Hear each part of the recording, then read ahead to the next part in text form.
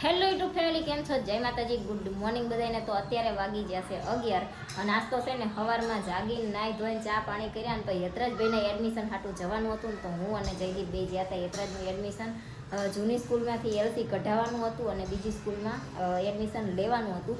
તો જૂની સ્કૂલમાં અમે એલસી લેવા ગયા ને તો એમને આજ છે ને અરજી લખી અને એમ કીધું કે તમને છે ને 4-5 દિવસ પછી એલસી આપશું. પણ બીજી સ્કૂલમાં જે સ્કૂલમાં એડમિશન લેવાનું હતું ને ત્યાં અમે ફોર્મ ભરી અને ફી જમા કરાવી અને ચોપડા લેવાના હતા ને તો ચોપડા લઈ અને આવતા રહ્યા છીએ ઘરે. અને હવે બધા ચોપડાને પૂઠા બૂઠા એવું બધું ચડાવવાનું કામ છે એ આપણે હવે ચાલુ કરી દઈશું. અને સવારમાં જ્યાં હતા જેટલા 8 વાગે વહી ગયા હતા તો હમણાં 10:30 જેવું થયું તાર આવ્યા અને જયદીપને બસ ઓફિસે જવાનું તો દીવ ઓફિસે જ્યાં અને હવે આપણે કરશું કામ. અને બધા ચોપડા જો યતરાજભાઈના આવી ગયા છે. અને જો ધૂળ જેટલી ઉડી આ ટાઇલ્સ કાપે ને નકરું ઉડાડે બધું, એટલે આ પડદો છે ને આમ આડો રાખવી તો ઓછું ઉડે થોડુંક. અને હાલો આજ છે ને હું તમને બતાવું કામ છે એટલે કોઈ છે.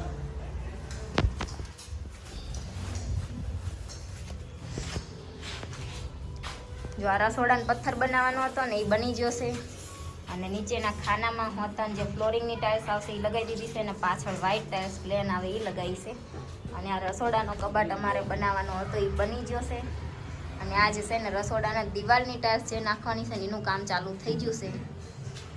અને આમાં છે ને વચ્ચે હાઇલાઇટનો બ્લેક પટ્ટો નાખવાનો છે ને એ અમે ભાઈને કીધું હતું પણ એ છે ને રોજ કામ કરતા હતા ભૂલી ગયા હશે. અને આ સવારમાં અમે બહાર ગયા તો એમને એક ટાઇલ્સ લગાવી દીધી હતી. પછી અમે આવી ગયા તો એ ટાઇલ્સ જો અહીં કાઢીને મૂકી દીધી અને એ પટ્ટો કાપવાનો છે.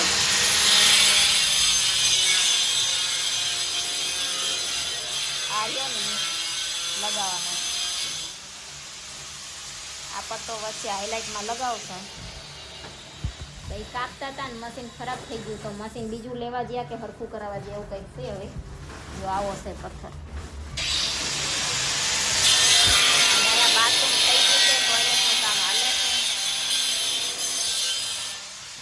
તો જો અત્યારે છે ને વાગી જ્યાં છે 6:30 પોણા 7 જેવું થઈ ગયું છે. અને પછી છે ને આપણે આખો દી વિડીયો ઉતાર્યો નહોતો કેમ કે આ મોટી જે ટાઇલ્સ હતી ને એ કાપતા હોય ને એટલે બહુ અવાજ આવે. તમે આગળના વિડીયોમાં જે થોડોક છે એમાં જોયું હશે, હું બોલું નહીં કંઈ સંભળાય જ નહીં. અને એમાં બેકગ્રાઉન્ડનો અવાજ હોય ને હું બંધ કરી દઉં ને પછી મારો અવાજ એ ચેક હાવ બંધ થઈ જાય એ રીતનું થાય છે. એટલે આપણે પછી વિડીયો નહોતો બનાવ્યો. અત્યારે છે જો જયદીપ તે વીઆયા છે વહેલા ઘરે.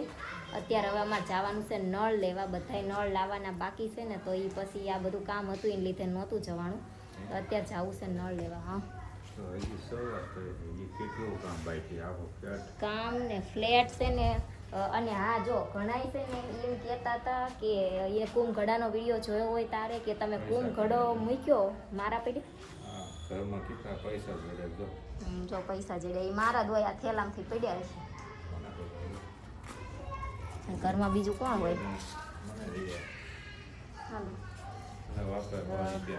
હા જો જયદીપે મને 100 રૂપિયા વાપરવા આપ્યા. બોલો લોન પકડો ખરા અત્યારે એમ કે 1-2 જણનો જે કોમેન્ટ હતી કે તમે જ્યારે ફ્લેટ રાખ્યો ને કુંભઘડો મૂક્યો તારે તો બધું કમ્પ્લીટ હતું તો તમે અત્યારે રિનોવેશન હું લેવા કરાવો છો એમ.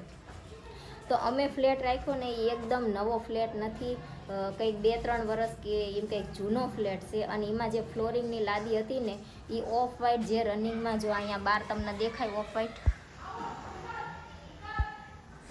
એવી ઓફ વ્હાઇટ લાદી હતી. એ છે ને મને ગમતી નહોતી. અને પછી ટોયલેટ બાથરૂમ છે ને કોકના યુઝ કરેલા એ તો ભાડે રહેતા હોય એટલે ના છૂટકે આપણે હકવવા પડે.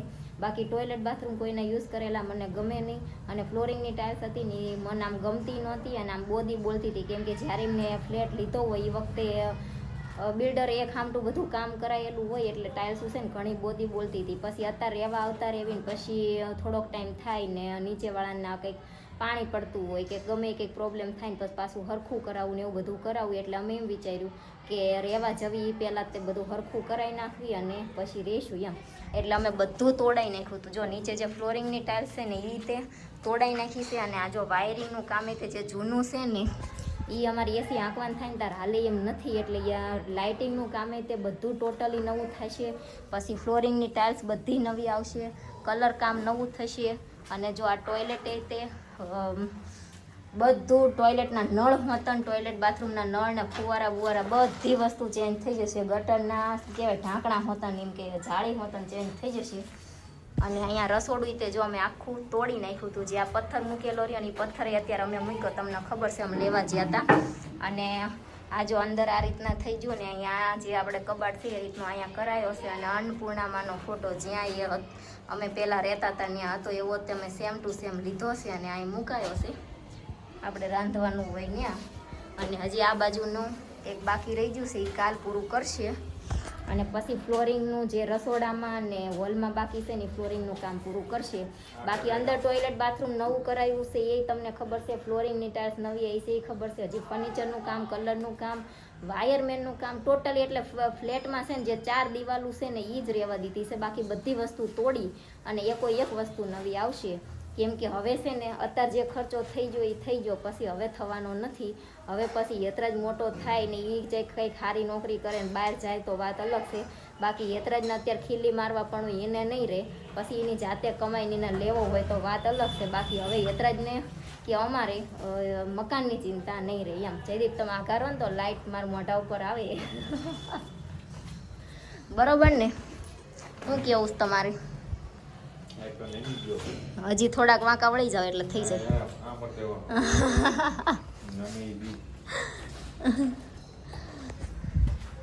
એટલે છે ને અમે એમ વિચાર્યું કે એકવાર જો લઈ લેશું અને રહેવા આવતા રહેવીને પછી કામ વધારે શરૂ હોય કે નહીં તો કેવરાવે ને. આ 2 રૂમ તો કમ્પ્લીટ થઈ જતી ને એટલે વાંધો નથી આવતો. અને ઘણા એમ કહેતા હતા કે તમે ત્યાં કામ ચાલુ છે તો હું લેવા રહેવા જાઉં છો, કામ પતી જાય પછી જાયજો એમ. તો અમારે છે ને કામ પતી જાય પછી જ આવવાનું હતું. પણ અમે જે રૂમમાં રહેતા હતા એ રૂમ મહિના પહેલાં અપાઈ જઈ હતી તો એ લોકો ધાબામાં મહિનેથી સામાન મૂકી ગયા હતા, તમે જોયો તો. અને એમને છે ને અત્યારે 2 દિવસથી રાતે વરસાદ છાંટાને એવું આવતું હતું તો એમને એ ઉપાધિ હતી કે વરસાદનું બધું પલ્લી જાય છે, બહાર પડ્યું છે એટલે. અને એમને રાખ્યું હતું ને આમ ખાલી કરવાનું કીધું હતું એટલે આપણે કરી દેવું પડે. અમને એમ હતું કે થઈ જશે. અને અમારે 15 દિવસ કામ અમારું ના અટવાણું હોત ને તો ઓલરેડી ફ્લેટ એકદમ રેડી થઈ ગયો હોત, તો કંઈ વસ્તુ બાકી ના હોત. પણ 15 દી બધું અટવાઈ ગયું ને એમાં અમારે અત્યારે ચાલુ કામે રહેવા આવવું પડ્યું. અને ચાલુ કામમાં અત્યારે અમે રહેવી છીએ ને એમાં કાંઈ પ્રોબ્લેમ નથી. જેને છે ને તૈયાર મકાન ડાયરેક્ટ મળી ગયું હોય ને એને કઈ રીતના રહેવું શું કરવું એ ના ખબર પડે.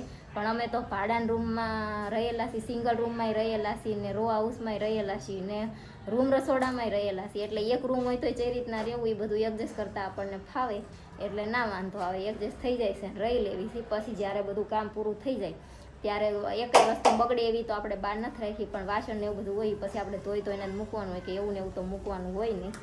તો આવું બધું છે. હાલો હવે જવું છે નળ લેવા, નવા નળ લઈ આવી અને શાકભાજી હોતન લાવવાનું છે. અમારા એટલામાં શાક માર્કેટ છે નહીં અને હશે તો મેં જોયું નથી એટલે બધું જોવાનું બાકી છે હજી. અને જો કતારગામમાં હોત ને તો અત્યારે હું ચાંદની ઉપડી ગઈ હોય, બરોબર. કેમ કે અહીંયા 7-8 વર્ષથી રહ્યા એટલે કોઈ વસ્તુ એવી નથી કે નથી જોઈએ. અને હજી અહીંયા નવું છે એટલે થોડાક દી પછી અનુભવ જેમ થાય એમ વાંધો ના આવે. પછી તો બધે જઈ આવી. અને હવે જયદીપ થોડા કામ થયા છે, હજી વધારે થોડા કામ થઈ જાય ને એક્ટિવા લઈ દે તો કંઈ વાંધો નથી, બરોબર. તો હાલો હવે જાવી. તો ફાઇનલ આપણે છે ને નળ લઈ અને આવતા રહ્યા છીએ ઘરે. અને નળ છે ને મેં વિચાર્યું નહોતું એટલા મોંઘા નળ આવ્યા છે. જો બતાવો જયદીપ નળ.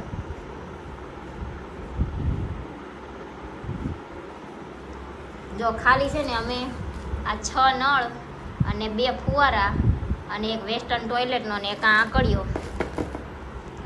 આટલી વસ્તુ લઈને આવ્યા. અને હજી એમાં જે જોઈન્ટ કરવાની વસ્તુ આવે ને એ આવશે. એટલાનું બિલ 10,000નું ખાલી નળનું જ તે એટલું બિલ થયું. બાકી બધો સામાન જે પ્લમ્બિંગનો જે પાઇપું બાઇપુની નાખ્યું ને એની ભાઈની મજૂરી ને એ બધું ગણવીને તો ખાલી પ્લમ્બિંગના કામના તે 50,000 થાય. એટલે આ અમે છે ને વિચાર્યું નહોતું ને એ ખર્ચો થયો એવું છે. કેમ કે પહેલાં એમ હતું કે હાલશે પછી આ ટાઇલ્સને બધું તોડે એટલે તૂટી જાય પછી નવું નાખવું પડે, આવું બધું થયું. તો કાંઈ નહીં હવે લઈને આવતા રહ્યા છીએ. અને આ નળ રહ્યા ને એમાં 7 વર્ષની ગેરંટી. 7 વર્ષ સુધી ખરાબ થઈ જાય, ટપકે કે ગમે એ થાય તો એ ઘરે આવીને રિપેર કરી જાય. આપણે રિપેર કરાવાય નહીં લઈ જવાનું એ રીતના છે. અને રિપેર ના થાય તો એ એક્સચેન્જ કરી દે, ગેરંટીવાળા છે એમ 7 વર્ષની. તો અત્યારે આવતા રહ્યા છીએ ઘરે. અને આજે હવે દૂધ બંધાવવાનું કીધું હતું કે કેજો દઈ જાય. તો એ માસી છે ને બહાર વહી ગયા હતા. એ ભાઈને ફોન આવ્યો હતા. પહેલાં એ ભાઈ એ માસીએ ફોન કર્યો ને એ ભાઈ ગાય ભેંસ દોવા બેઠા હશે, દૂધ પાડ્યો નહીં. પછી એમનો ફોન આવ્યો તારે એમાં આમાં નીચેવાળા માસીની બહાર વહી ગયા હતા. એમ ના ઉપાડ્યો. હવે અત્યારે કહી દેશે સવારમાં દઈ જશે દૂધ. તો હવે અત્યારે છે ઢોળવા પૂરતી એકાદ થેલી લઈ આવીએ આપણે. જો આ છે સાવર. નાના કેમ કરી બહુ મોટા મન ના ગમે એટલે. નાના છે ગમશે. તો મોટા બહુ સારા ના લાગે એટલે મન નાના ગઈમાં મેં નાના લીધા. ચમ તમારે નહીં હાલે મારે નાવાનું કામ નહીં. તો હું બહુ એવું લાગે તો વરસાદમાં જઈને નહીં લેવાનું. મારે બીજું હું નાવાનું કામ. અને આમાં એક છે ગેંડીનો નળ ચાંજો.